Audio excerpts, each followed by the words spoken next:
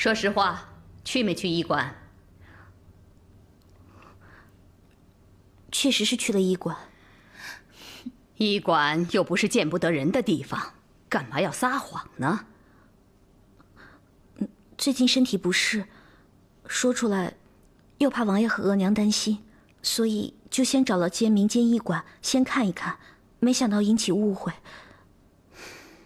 还要骗我吗？美丽不敢。身体不适可以传太医，除非你有什么不可告人之事，才会私自看医生。还是不说？家法伺候。千万打不得呀，太福晋，侧福晋有身孕了。其实侧福晋是想去医馆确认以后，再告诉您跟王爷的，真的没有别的意思。哎呦，快起来，别跪着了。来，坐下，坐下。怀了身孕，怎么不告诉我呢？3个月是保胎的时候，一定不能随便走动，知道吗？美丽知道。美丽，你也真是的，这是好事儿，干嘛要隐瞒啊？幸亏小翠及时说出来，要不然这动了胎气可怎么了得呀？是啊。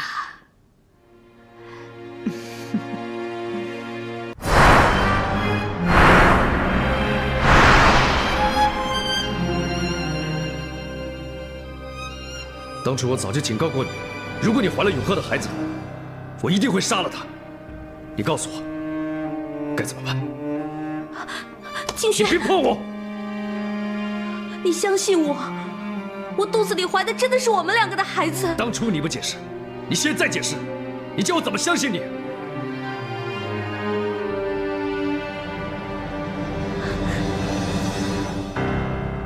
既然你心存定见，我也无话可说。你说我武断也好，定见也罢，我告诉你，还是那句话，这孩子不能留。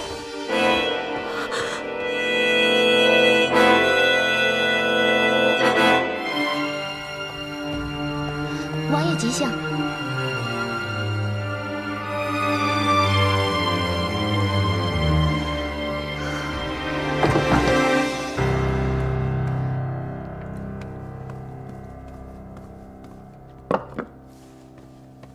小姐，我刚才看到王爷很生气地从侧福晋房里出来，您觉得是不是有点不太寻常？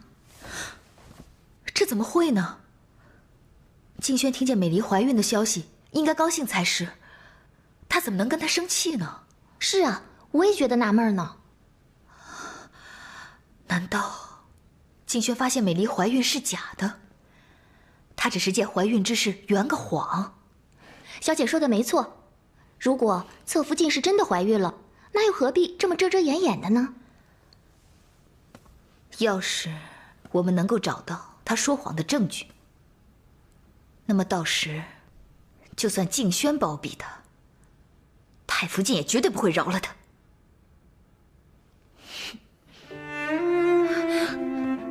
太过分了，他简直太过分了！王爷怎么可以怀疑小姐的贞洁呢？格格，你一定要为自己讨回公道才行啊！不要说了，不要说了，格格，别的事儿您可以不计较，可是此事关系着贞洁，如果您不跟王爷去解释清楚，您不但保不住肚子里的孩子，就连以后您跟王爷之间又该怎么相处啊？他都不相信我，我要怎么样才能解释清楚呢？格格。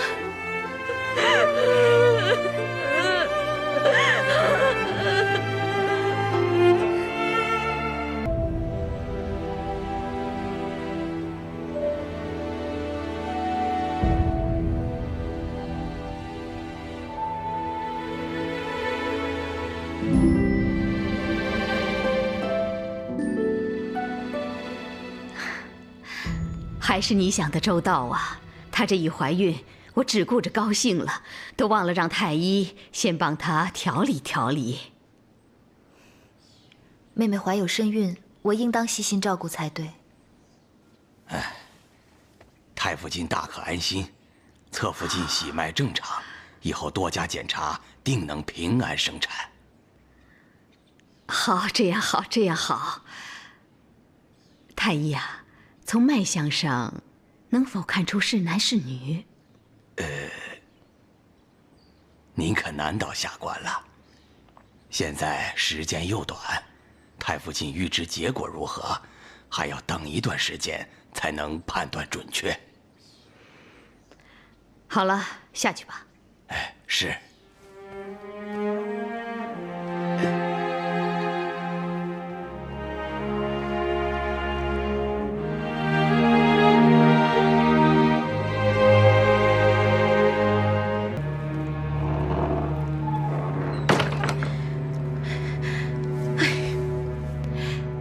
这个美丽真是你命中的克星，怎么什么事都抢先你一步啊？怪就怪我命太苦，怨不得别人。这孩子，你怎么能说这种丧气话？命运要掌握在自己手里，哪能听天由命啊？我也不想听天由命，可是怀孕这件事情，也不是我一个人说了算的。什么时候能怀上孩子，你是做不了主。不过，美离能不能顺利生产，还存在着太多的变数。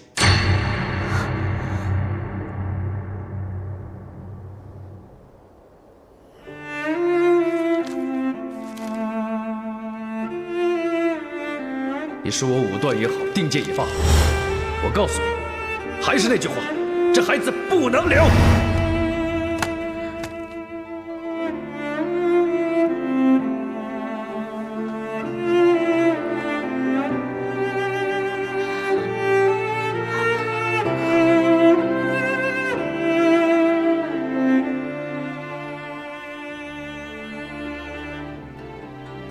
到门口守着，不许任何人进来。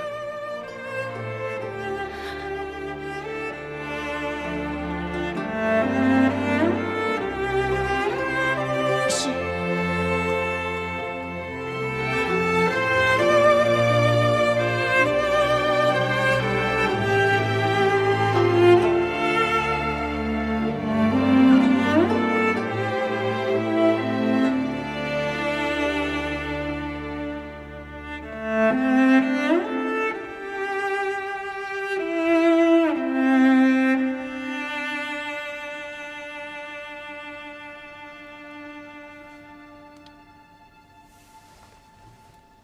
把这药喝了，我当什么事都没有发生过。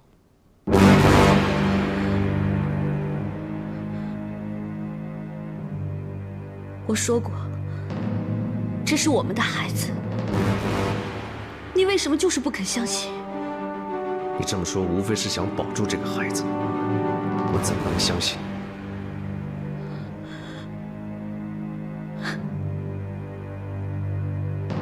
不管你信不信，你可以不认这个孩子，我不能。不能也得能，这事儿由不得你。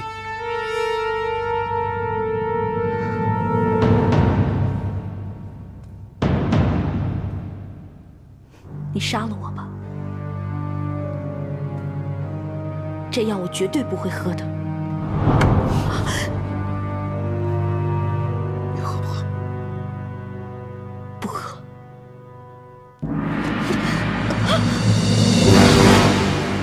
我再问你一次，你喝不喝？不喝。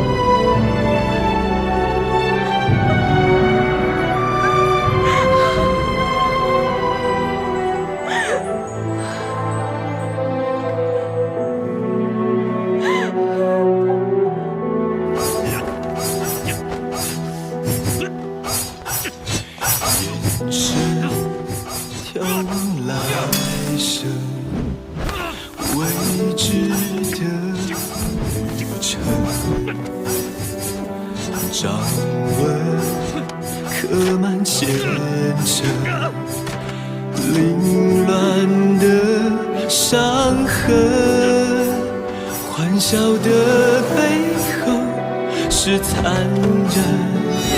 镜子的两端，爱与恨，时光耗尽了缘分，只想关上心门。也许是天意作弄人，我们都逃不开聚散离分。为爱憔悴了灵魂，依然认真。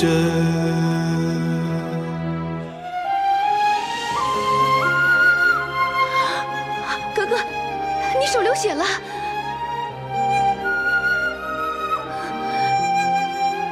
哥哥，不要！哥哥，你这是干嘛呀？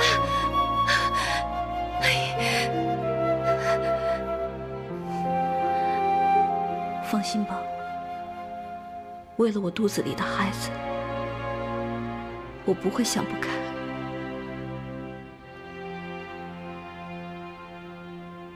额娘说的没错，我绝不能听天由命，应该想办法改变事实。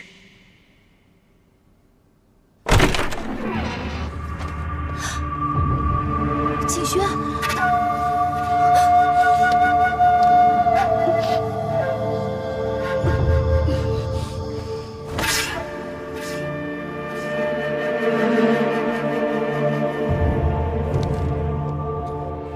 你又想对我怎么样？美丽，你真的要为了这个孩子跟我决裂吗？你只想让我证明我爱你，那你呢？如果你是真的爱我的话，你怎么可以这么不信任我，还逼着我杀死我们自己的孩子？美丽，只要我们真心相爱，我们有的是时间，我们可以拥有自己的孩子。没有信任的爱，那算是真爱吗？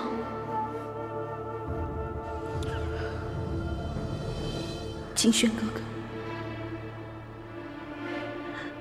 难道你真的要我以死明志，你才肯相信我的清白吗？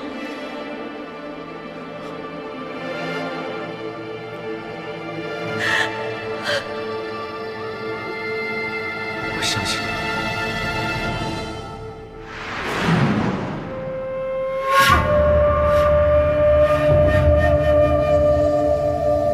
美丽，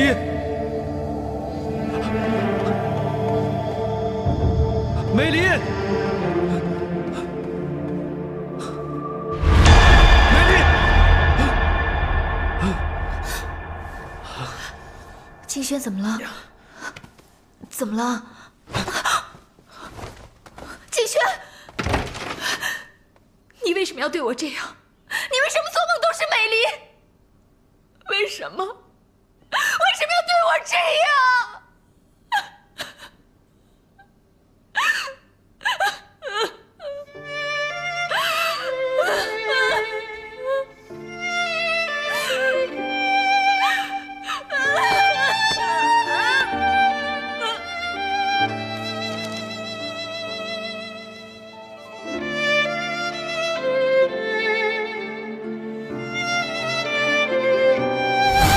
王爷，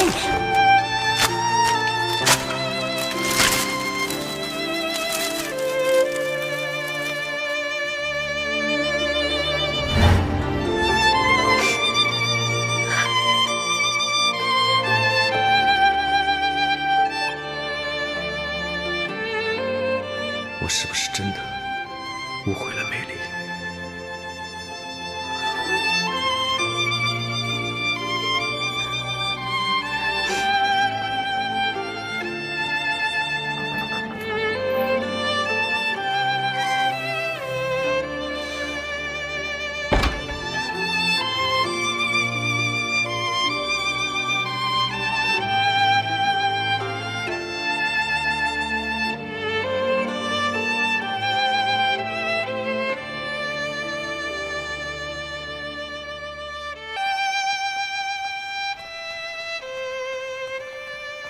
小翠，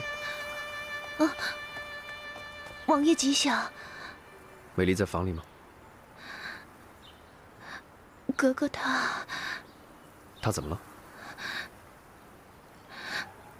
奴婢一早去伺候，发现格格不在房里。不在房里，那在哪儿？啊？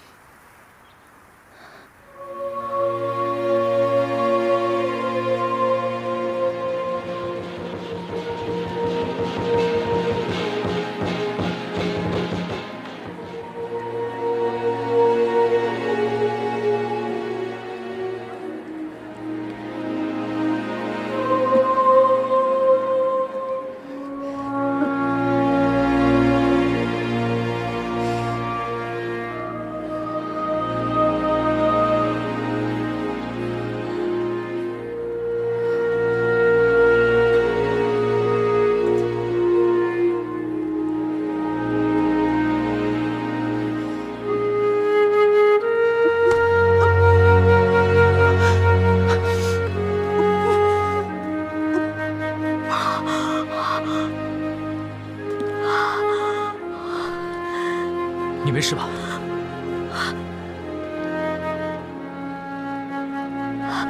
我没事。你有孕在身，怎么可以一个人独自外出？万一出了什么事，那怎么办？多谢关心，我只是去庙里上香，我先走了。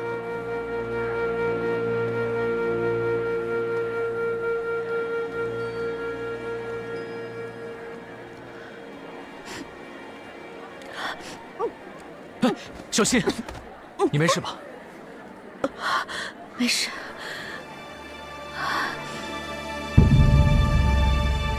你没事吧？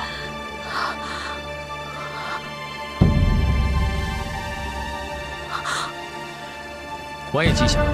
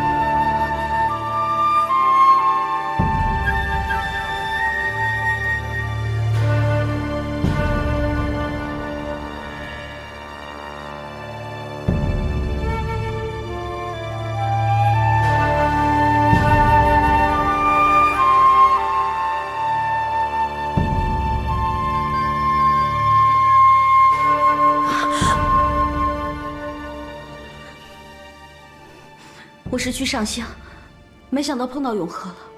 我早就告诉过你，凡事要懂得避嫌。如果你在做每一件事情之前有所防范的话，误会自然就不会发生。如果你愿意真心信任我，我们之间又怎么会有误会呢？你的意思是说我不信任你？难道不是吗？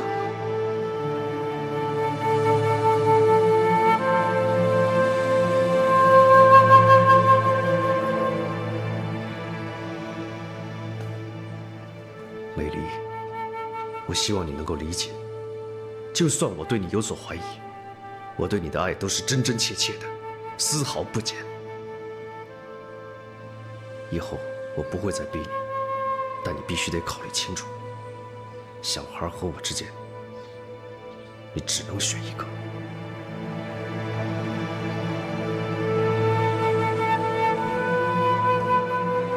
金轩哥哥，你一定要我以死明志，你才肯相信我的清白吗？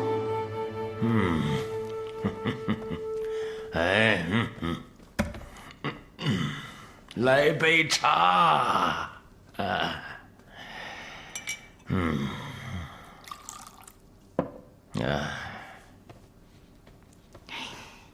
你总是喝得醉醺醺的，你就不能少喝点吗？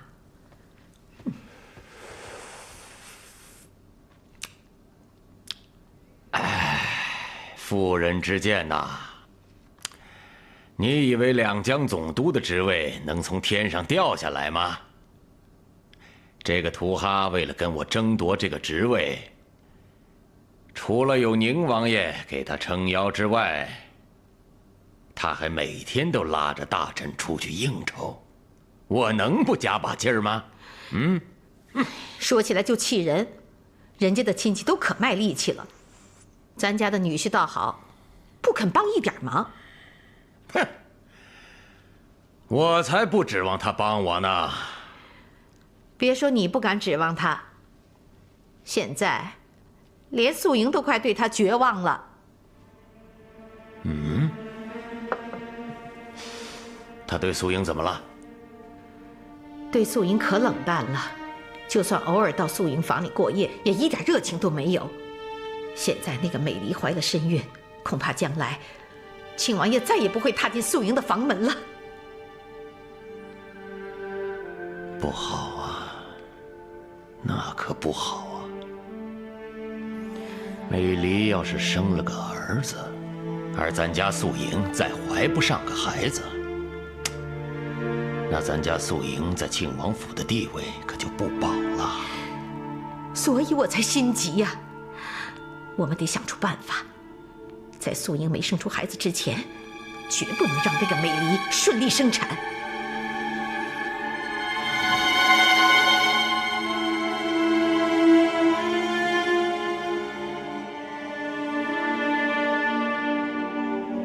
以后我不会再逼你，但你必须得考虑清楚，小孩和我之间，你只能选一个。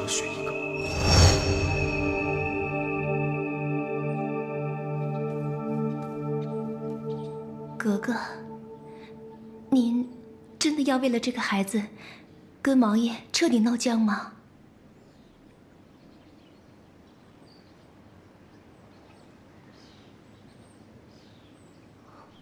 我还能怎么选择？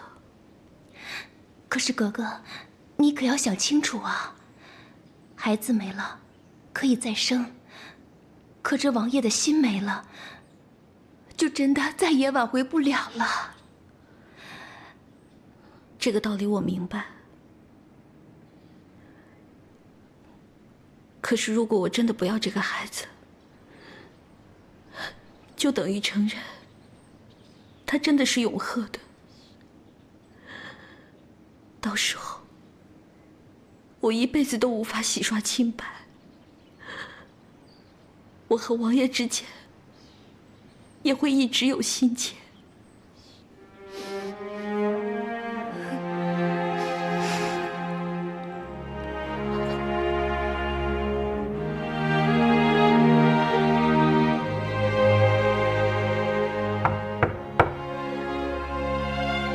进来。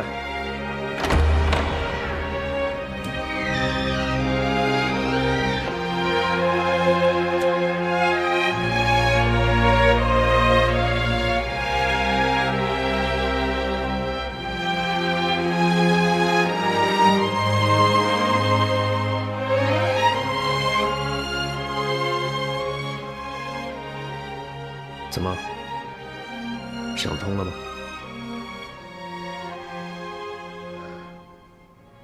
我来求王爷成全。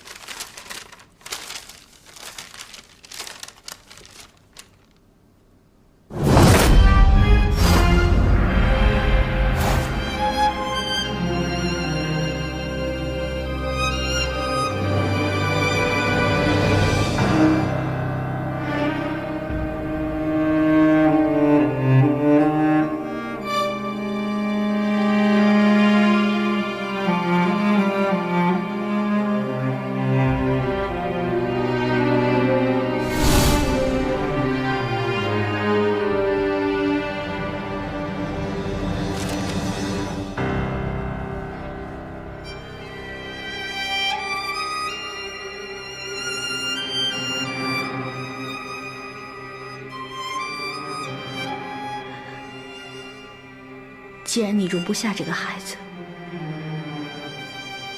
那就让我承受所有的屈辱，请王爷休了我吧。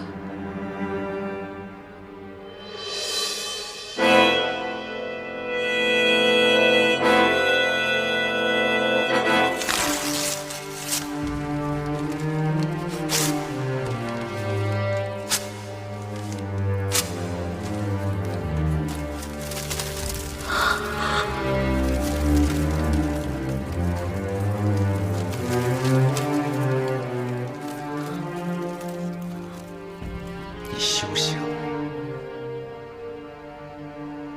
我宁愿忍受屈辱，也绝不允许你离开庆王府半步。我会让你把这个孩子生下来，我让你生！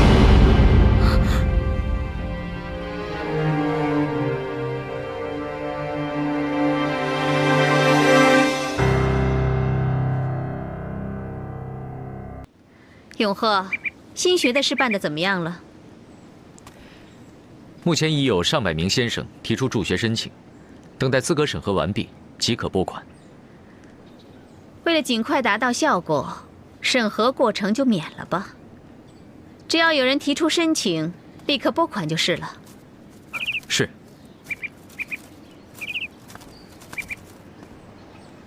娘娘，我阿玛有心争取两江总督之职。可是庆王爷力挺扎木朗，不知道娘娘有什么解决之道，可以教教我。为什么每一件好事，景轩都要从中作梗？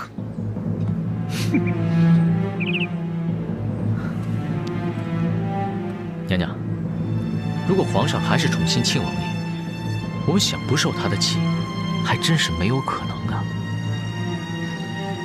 那我们就跟他好好的斗一斗。我不便干涉朝政，但是我会让我阿玛和其他王爷一起联名保奏，这一次好好挫一挫他的锐气。多谢娘娘全力相助。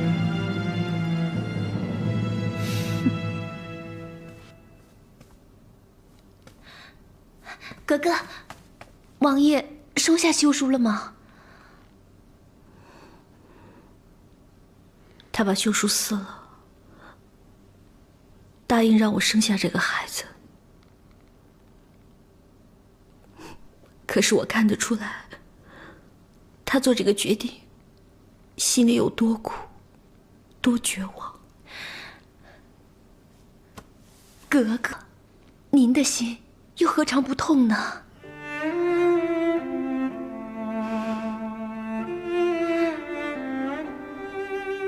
他因为舍不得我，却又甘愿受这样的屈辱，光他这份心意，就足以让我用生命来保护他的孩子。哥哥，你也太受委屈了。我不委屈，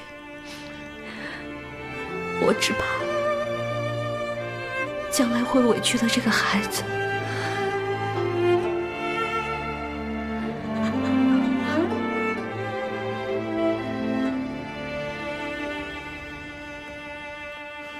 阿玛，永贺，哎，来，咱们喝一杯。阿玛，我敬你。啊。哎呀，你们父子俩别光喝酒，来尝尝我炒的菜。来，永贺。谢谢额娘。乖。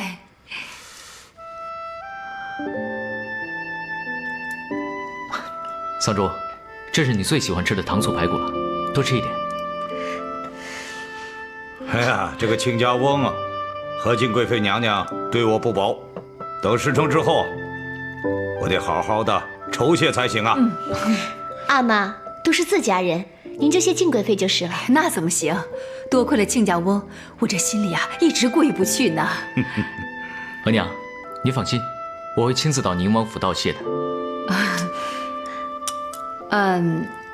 该感谢的都一一感谢了。有些亲戚能不来往就不要再来往了。对了，美丽格格怀孕的事你就当做不知道，不能去啊。额娘，我不会去的。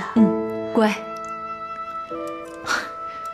这亲戚归亲戚，如果因为一点小事就不相往来，这不显得我们小家子气了吗？阿玛，来。永贺说的不错，做大事的人呐，就应该气度宽宏。桑珠，明天我就陪你到亲王府去道喜。阿玛，我再敬您一杯。好，好，好，来。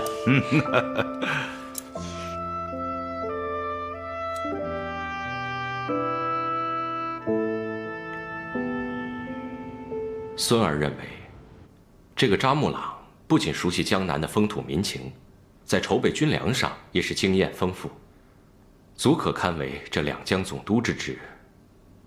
不过，这次宁王爷与霍王爷等联名上奏，求见图哈出任，确实让孙儿感到相当为难。这件事的确是棘手，如果处理不当，恐怕会有后患。是啊，孙儿也有此顾虑。立后之事，虽然我尚未决定，那也难免让宁王他们觉得自己的意见未受重视。如果这次再执意任用扎木朗，势必让他们觉得颜面尽失啊。我也担心这一点。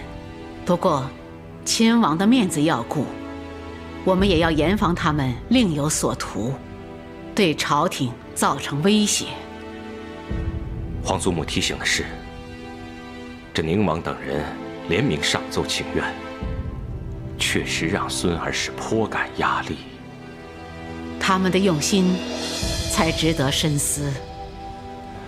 据我所知，宁王爷和霍王爷平时不相往来，现在忽然来往甚密，而且接连上奏，你要多多了解才是啊。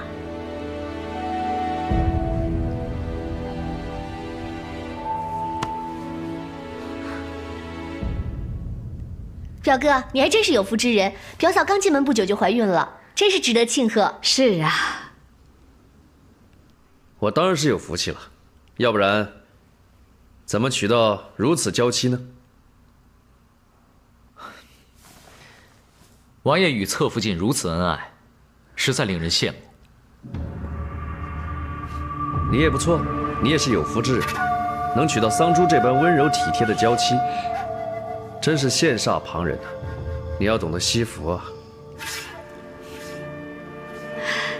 桑珠、永贺，你们两个可要加把劲儿啊！你额娘还等着抱孙子呢。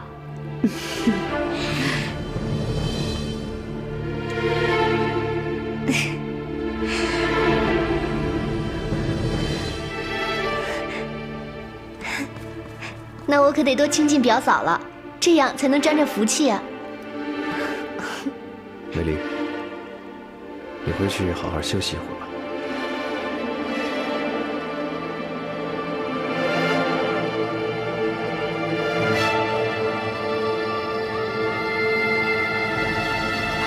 额娘，你们慢慢聊，我先回房去了。去吧。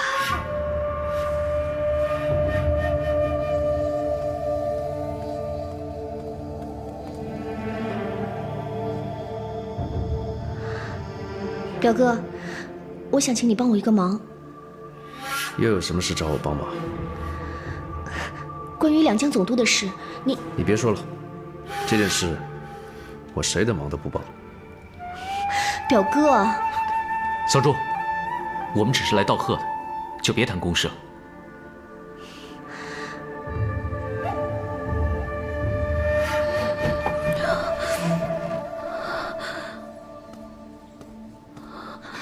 格格，格格，你没事吧？我没事。格格，我真想不明白，王爷不是不愿意你跟永和大人见面的吗？今天又让你去见他，你以为他好受吗？他不止折磨我，他也折磨他自己。可是，他这是在报复谁呢？也许他有心让我难受，相反，我不觉得他是在报复我，反而觉得他是为了保护我。可是，这我就更不明白了。如果王爷想要保护你，可他为什么要这么做啊？如果他不表现得我们恩爱如常，我在亲王府还要怎么待下去啊？哦，那看来王爷还是真心爱着哥哥。所以，我更要保护好这个孩子。将来有一天，他一定会明白我的心的。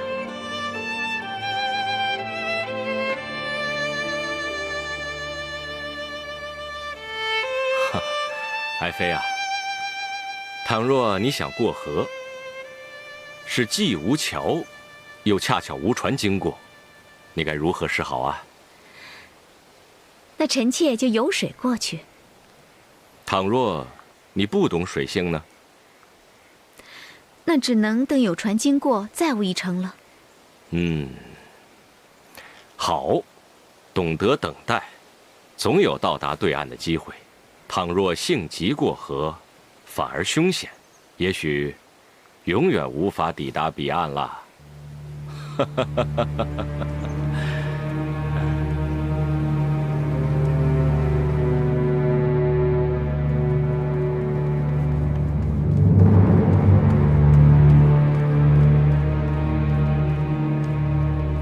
娘娘，奴才刚听说美离那个贱人竟然怀孕了。怀孕了？怎么什么好事都让这个贱人占尽了？真是苍天无眼呐！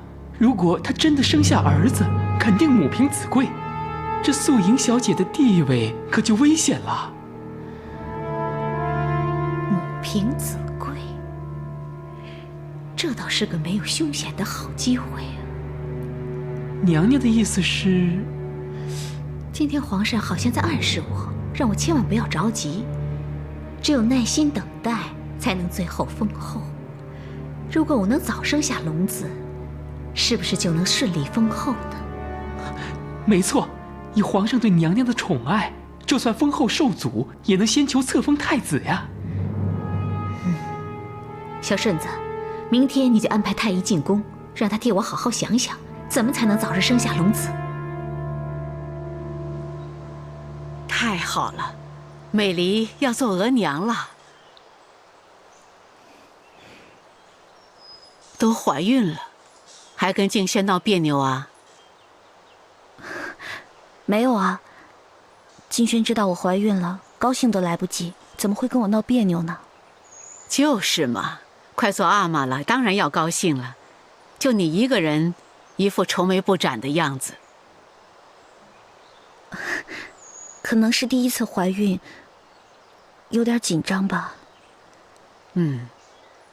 第一次怀孕的人都是这个样子，心里又是欢喜又是紧张，心情可复杂了。可是孕妇的心情最影响胎儿，你要多笑笑。你也不想将来生个愁眉苦脸的小子吧？老祖宗说的是，以后我会尽量让自己心情愉快的。刚怀孕的最初3个月，要定期去看太医，检验胎儿的稳定。走路啊，也要慢慢的走，稳稳的走，才确保安全啊。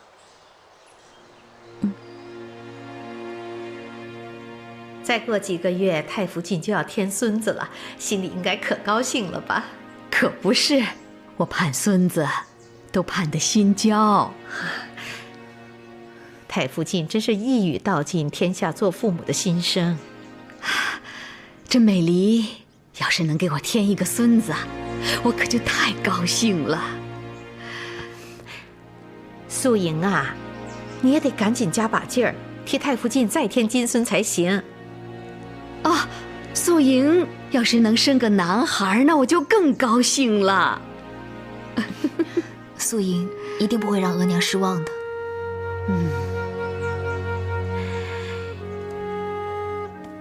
哎呦，美离呀，告诉你多少次了，怀孕的时候不能随便走动的。美离知错，以后不会再让您担心了。你要不想让额娘担心呢，最近就在府里头，不要随便进宫，好不好？美离知道了，再也不让额娘担心了。小翠，你去厨房给你主子炖燕窝去。是。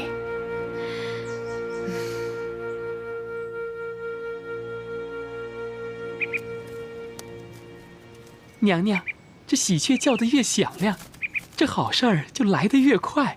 娘娘您每天听着喜鹊的叫声，这心情肯定会大好的。你还真是有心呢。谢娘娘夸奖。请娘娘用药。这药可苦了，吃了这么多天，不知道有没有效果。良药苦口，娘娘放心，这太医院的秘方肯定会有用的。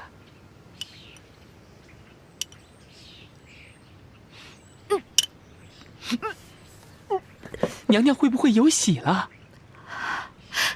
快传太医！这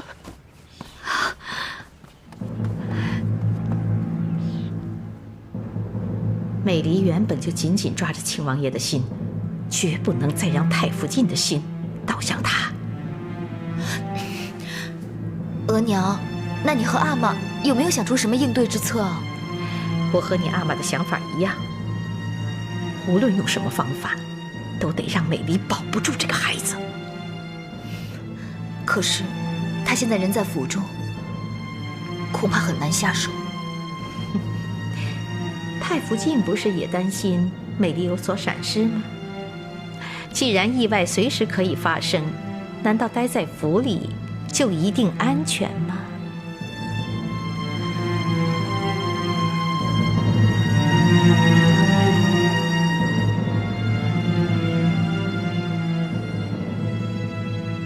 小姐，你看，这瓶爆花油有玫瑰花的香气，擦在头上味道可好闻了。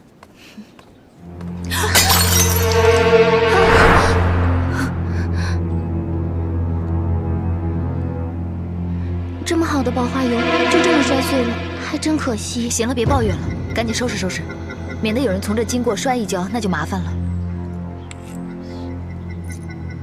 别人摔倒了倒是还不怕，要是待会儿侧福晋回房的时候不小心摔倒了，我的责任才大呢。喜儿，你把碎片收拾干净就行了，其他的爆花油先别管了。是。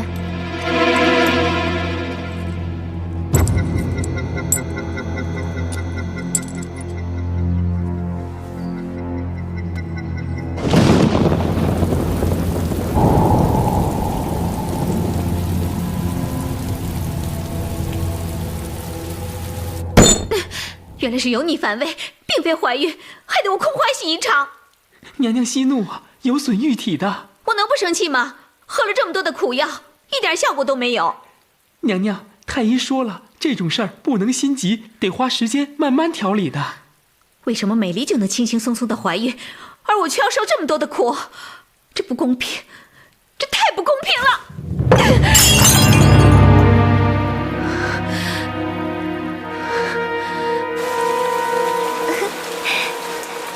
好大的雨呀！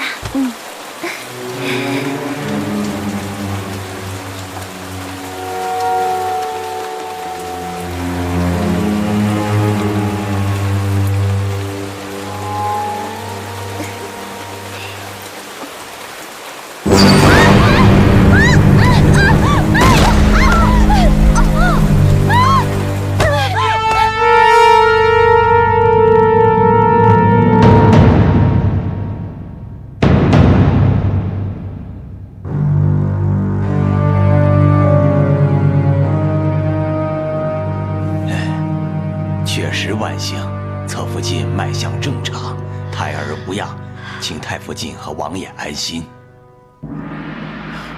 没事就好。有劳太医了。哎，岂敢岂敢，小的告辞了。你说说，走个路都不小心，摔坏了怎么办呢？太福晋，不是侧福晋不小心，是因为、是因为下雨天路滑，所以不小心摔了一跤。以后我会注意的。妹妹，经过这次事情，再遇到下雨天，你就待在房里，别出去乱走乱动了，以免再发生意外。姐姐说的是，我会记住的。既无大碍，那咱们就别打扰美丽休息了。好好歇着吧，啊，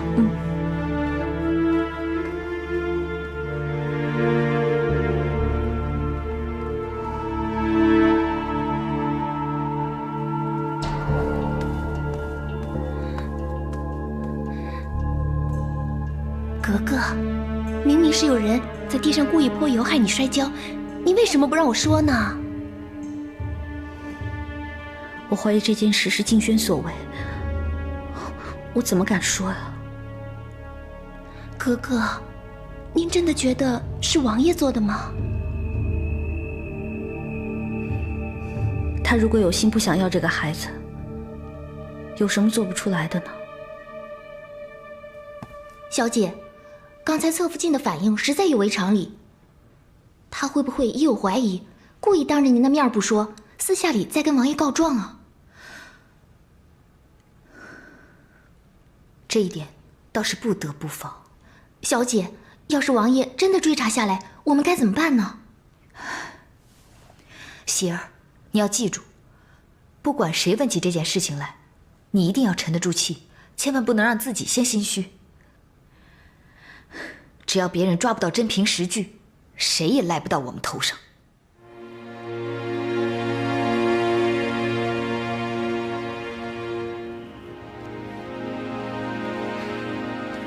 王爷吉祥，贝勒爷吉祥。成毅哥哥，你怎么来了？怎么，你才刚刚有喜，我这当哥哥的就不能来看看你啊？啊？谢谢成毅哥哥。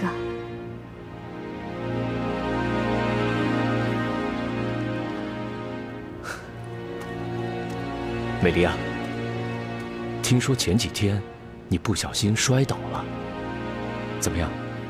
没什么大碍吧？我没事了。季轩，这可是你和美丽的第一个孩子，你以后一定要好好的陪人家，免得再出什么意外。真要有什么意外，只要美丽平安就好。你这是什么话？难道胎儿就不重要吗？我跟美丽还年轻，怀孕机会多的是。可是美丽只有一个，她当然比胎儿重要了。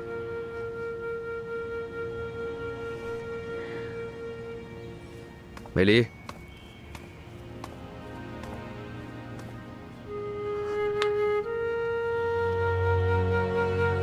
你说我说的对吗？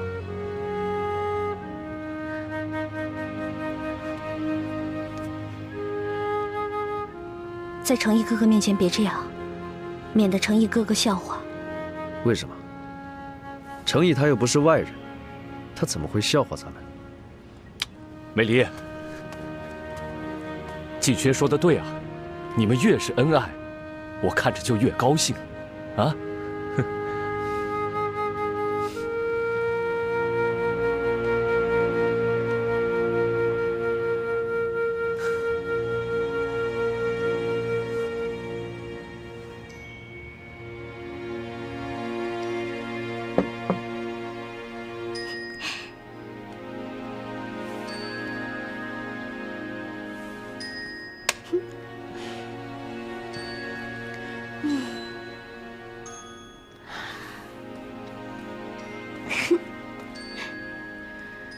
桑珠，你怎么把佛像放在房里？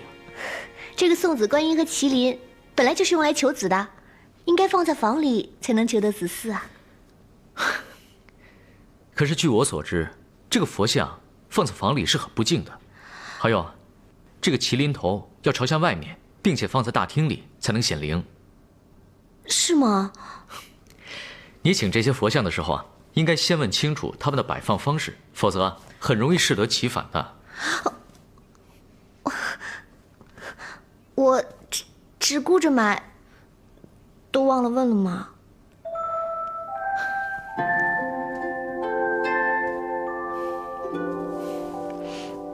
求子之事，本来就应该顺其自然，怎么能借助神佛之力呢？人家美离都已经身怀6甲，我也希望能替你生个儿子。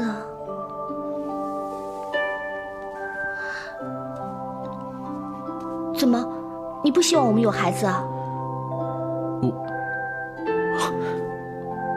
我当然不是，我当然希望我们有孩子，而且越多越好。桑珠，如果孩子一多的话，我就不能全心全意地照顾你了。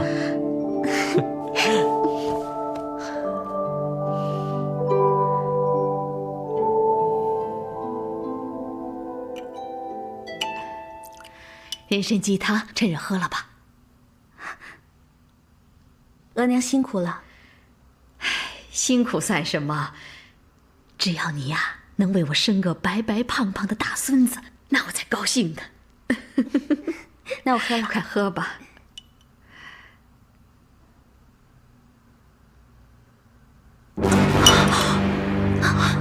怎么了，哥哥？怎么了？我不知道，我肚子突然好疼。好好的，怎么肚子疼呢？快去穿太医，快！怎么样？扶他到床上去。怎么会这样呢？侧福晋现在情况怎么样？太医已经经过详细的检查，是因为食物不洁导致轻微的脚长沙，幸亏救治的及时，如今已无大碍。今日的膳食是谁安排的？是小翠儿亲自下厨准备的。畜生！王爷恕罪，奴婢求王爷，奴婢一时疏忽，求王爷。亏你还伺候了这么多年，这食物的新鲜与否你分不清楚，简直是个废物！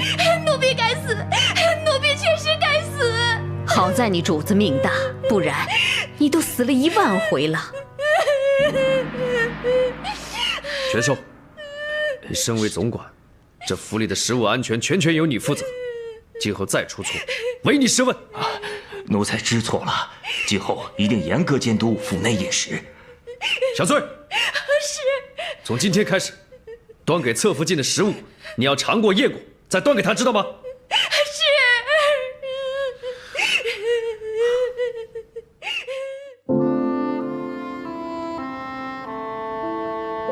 小翠，因为我的事情让你挨打了，对不起，这确实是我的错，王爷打我是应该的。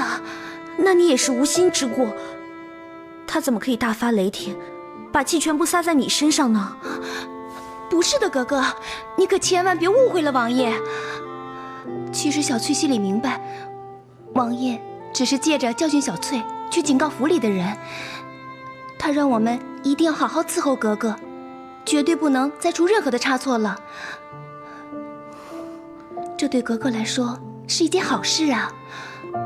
我觉得我被打得一点都不冤。小翠，你就不要安慰我了。这个孩子能不能保得住，他一点都不会关心的。格格，王爷关心的不是孩子，是您自个儿啊！我看得出来，王爷哪怕受再大的气，他都不会舍得让格格受任何的伤害。格格，其实王爷真的很爱你。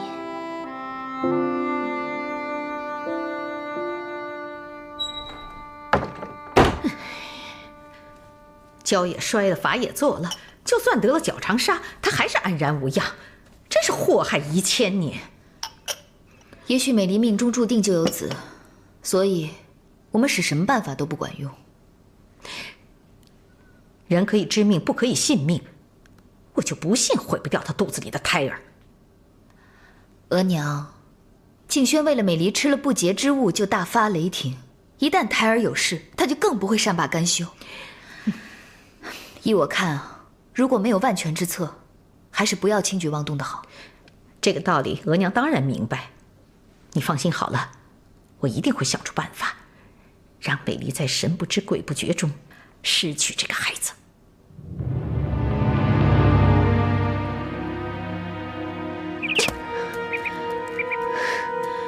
这翊坤宫里的喜事，好像都被喜鹊叫进了庆王府。想到这些，我就觉得没有天理。娘娘，奴才这就叫人把鸟笼全撤了。多此一举。就算你现在把所有的鸟笼都砸光了，美丽的孩子就生不出来了。娘娘何必为这种小事情烦心呢？娘娘洪福齐天，当然能如愿产下龙子了。我不是为了自己心里难受，我是为你叫屈呀。美离是否怀孕，和我有什么干系？娘娘怎么会为我叫屈呢？静轩不断地打击你，他不但没有遭到报应，反而喜事连连。难道你真的不觉得委屈啊？君子报仇，10年不晚。我一定会让他得到报应。哼，如果报仇要等到10年，未免也太久了吧？现在就有个大好机会摆在你面前，如果你不好好珍惜，岂不可惜了？娘娘是不是想让我利用美离来报复庆王爷？你果然一点就通。静轩最疼的就是美离，美离一旦失去孩子，她一定会很难过的。娘娘放心，永鹤立刻去办。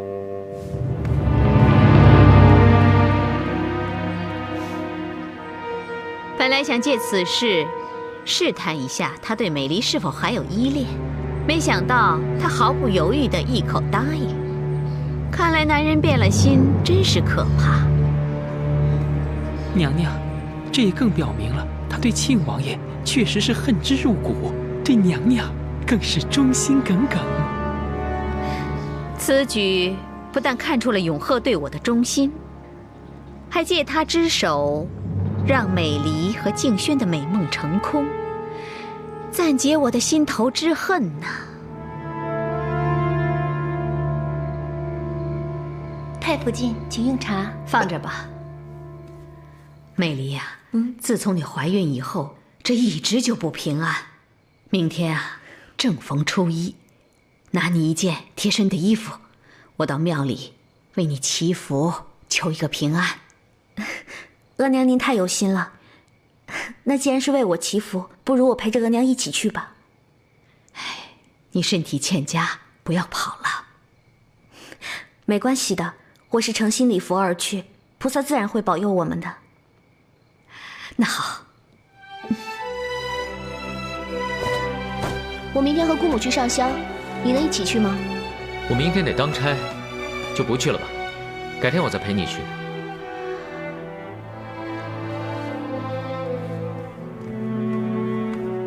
可是每逢初一，姑母都会带我去上香，已经成了习惯了。况且明天姑母还会带美离一起去祈福，想推都推不掉了。桑珠，既然已经约好了，你就去嘛。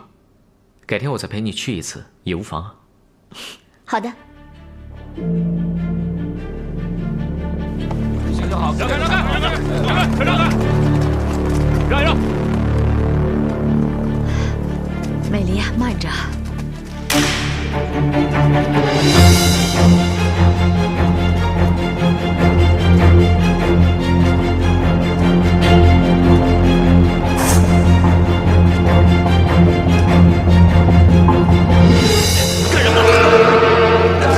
大人，大人，给点钱吧，给点大人，大人，大人，行行好，给点钱吧，大人，还不走远点？不要难为他们。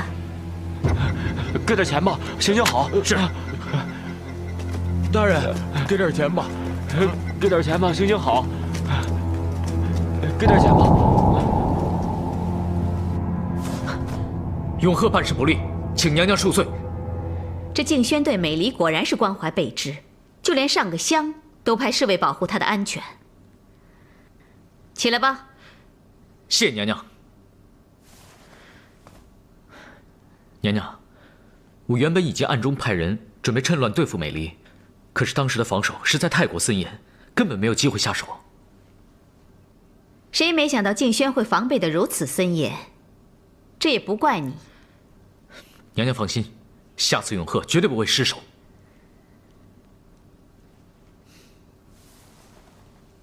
既然静轩有所防范，我们也不宜打草惊蛇，以免对我们不利呀。娘娘，就让静轩多过几天好日子吧，我们总有办法能够对付她的。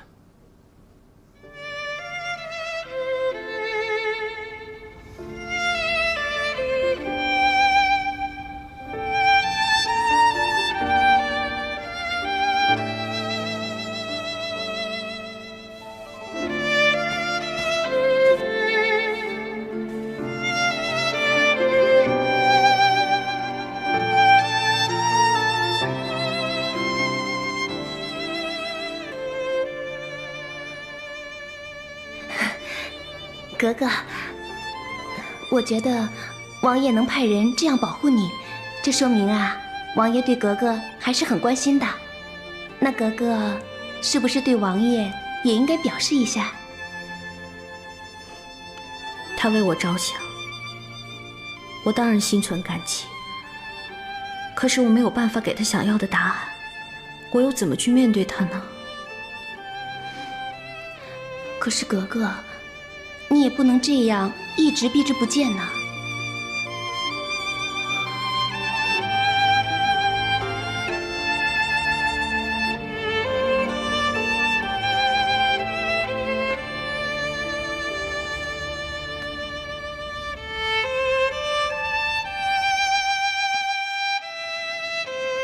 皇祖母，如今噶尔丹大举入侵卡尔喀蒙古，卡尔喀蒙古已向我大清求援。皇祖母认为，我们可否套用套西阿拉善的模式处理？他们三个人的个性截然不同，派使调和，恐怕不易。孙儿认为，纵使不易，也得一试。这噶尔丹是骁勇善战，有勇有谋。朝廷如果要去消灭他，势必付出比较大的代价。反之，如果我们以招安代替征战，对朝廷应该是最为有利的。能够避免战乱是上上之策，黎民百姓也可免受战乱之苦啊。既然皇祖母也认为这个办法最为妥当，孙儿即刻派人去出使招安，以免战事扩大。玄烨，也许这是天赐良机，刚好可以解决派官之难题呀。对呀，多谢皇祖母提醒。你要怎么安排？孙儿就以筹备军粮为由，任命扎木朗担任两江总督，同时我任命图哈为镇北大将军，派他去领军，协助尚书阿尔尼去招抚噶尔丹。皇上果然英明。